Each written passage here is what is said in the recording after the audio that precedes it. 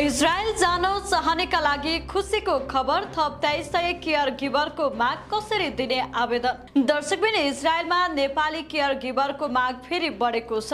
दीर्घकालीन स्याहार केन्द्रमा काम गर्ने गरी इजरायलले नेपालबाट थप 2300 केयर गिभर लैजाने तयारी गरेको छ।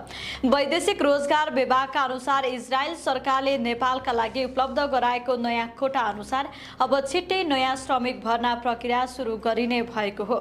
विभागले आवश्यक मापदण्ड, आवेदन प्रक्रिया र छनौट सम्बन्धी सूचना सार्वजनिक गर्ने तयारी गरिरहेको जनाएको छ।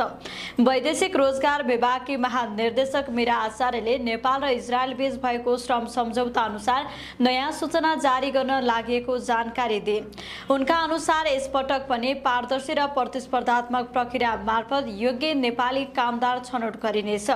इजरायलमा नेपाली केयर गिभरहरूले वृद्ध तथा दीर्घकालीन स्याहार आवश्यक पर्ने व्यक्तिहरूको हेरचाह गर्ने काम गर्दै आएका छन्। राम्रो तलब, सुरक्षित कार्य वातावरण र कानुनी श्रम व्यवस्थापनका कारण नेपाली युवाहरूको आकर्षण इजरायलतर्फ बढ्दै गएको छ। यसअघि पनि हजारौं नेपाली केयर गिभरमा इजरायल पुगेका थिए। नयाँ कोटा खुलेसँगै वैदेशिक रोजगारीको अवसर खोजिरहेका नेपाली युवा युवतीमा उत्साह थपिएको छ।